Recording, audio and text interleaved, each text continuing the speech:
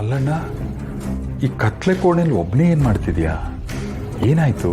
ಏನೂ ಆಗಿಲ್ಲ, ನಿನ್ನ ಪಾಟಿ ನಿನ್ನ ಕೆಲಸ ನೋಡ್ಕೊ ಹೋಗ. ಏನೂ ಇಲ್ಲ ಅಂದಮೇಲೆ ಆ ರಿಬ್ಬನ್ ರೋಸ್ ಬಂದಾಗ ಯಾಕೆ ಹಂಗಾಡ್ದೆ?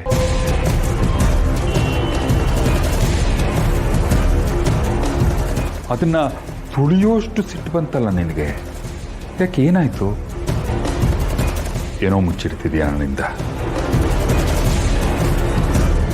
ಮಾಡೋ ಕೆಲಸ ಇಲ್ಲ ಅಂದರೆ ಅಕ್ಕಪಕ್ಕದವ್ರ ಬಗ್ಗೆ ಯೋಚನೆ ಮಾಡೋದೇ ನಿನ್ನ ಕೆಲಸ. ನೋಡ, ನನ್ನ ವಿಷಯದಲ್ಲಿ ಮೂಗು ತೋರ್ಸೋಕೆ ಬರಬೇಡ, ನಡಿ ಹೊರಗಡೆ. ಅಣ್ಣ ಅನ್ನೋ ಕಾಳಜಿಯಿಂದ ಕೇಳ್ತಿದ್ದೀನಣ್ಣ, ಕೇಳಿದ್ದಕ್ಕೆ ಉತ್ತರ ಕೊಡು. ಏನಾಯ್ತು? ಉತ್ತರ ತಿಳ್ಕೊಳ್ಳೋ ಅವಶ್ಯಕತೆ ನಿನಗಿಲ್ಲ, ಅದನ್ನು ಹೇಳೋ ಅನಿವಾರ್ಯತೆ ನನಗೂ ಇಲ್ಲ. ನಿನ್ನ ಎಡವಟ್ಟು ಬುದ್ಧಿ ಮೊದಲಿಂದನೂ ಹೀಗೆ ಅಲ್ವಾ ನೀನು? 3 ಹೊತ್ತು ಎಲ್ಲರ ಮೇಲೂ ಸಿಡುಕ್ತಿರ್ತಿಯಲ್ಲ ಅಣ್ಣ, ನಗ್ನಗ್ತಾ ಮಾತಾಡಕ್ ಬರಲ್ವಾ ನಿನಗೆ?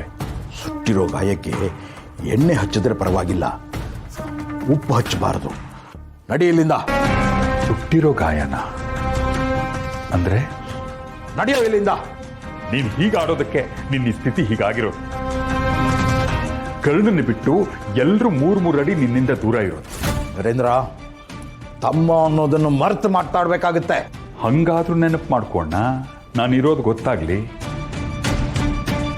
ನಾನು ಹೇಳಿರೋದ್ರಲ್ಲಿ ತಪ್ಪೇನಿದೆ? ಯೋಚನೆ ಮಾಡು, ನೀನೇ ಯೋಚನೆ ಮಾಡು. ನಿನಗೆ ನಿನ್ನವರು ಅಂತ ನಿನ್ನ ಬೆನ್ನ ಹಿಂದೆ ಯಾರಿದ್ದಾರೆ? ನಾಯಿ ಅಂತ ಬೈದ್ರು ಬಾಲ ಆಡಿಸ್ಕೊಂಡು ಬರೋ ಆ ಕರ್ಣ ಒಬ್ಬರು ಬಿಟ್ರೆ ನಿನ್ಗಿನ್ಯಾರಿದ್ದಾರೆ? ಕಟ್ಕೊಂಡು ಹೆಂಡತಿಗೆ ಗತಿ ಇಲ್ಲ, ನಮಗೆ ಮತಿ ಇಲ್ಲ. ಇನ್ ತಂಗಿ ಅನ್ನಿಸ್ಕೊಂಡವಳು ಅದು ಯಾವುದೋ ಗ್ರಹದಿಂದ ಬಂದವಳ ಹಾಗೆ ಅವಳಿಗೆ ಅವಳದೇ ಯೋಚನೆ, ಅವಳದೇ ಹುನ್ನಾರ, ಅವಳದೇ ಪ್ರಪಂಚ. ನಿನ್ನ ಮಗ ಕರ್ಣನ್ನ ದ್ವೇಷಿಸೋರ್ನೆಲ್ಲರನ್ನೂ ಪ್ರೀತಿಸ್ತಾನೆ, ಮುಗೀತು. ಇನ್ನು ಅಮ್ಮ, ನಾವುಗಳೇನೇ ಮಾಡಿದ್ರೂ ನಮ್ಮ ಬಗ್ಗೆ ಸಿಟ್ಟಾಗಬಹುದೇ ಹೊತ್ತು ದೂರ ಅಂತೂ ಮಾಡೋಕ್ಕಾಗಲ್ಲ.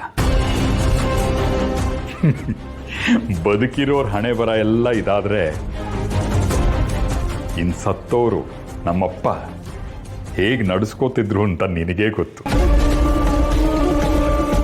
ಇಷ್ಟೆಲ್ಲ ಆದ್ಮೇಲೂ ನೀನೇ ಯೋಚನೆ ಮಾಡು, ನಿನಗೆ ಕರ್ಣ ಬಿಟ್ರೆ ಇನ್ಯಾರಿದ್ದಾರೆ?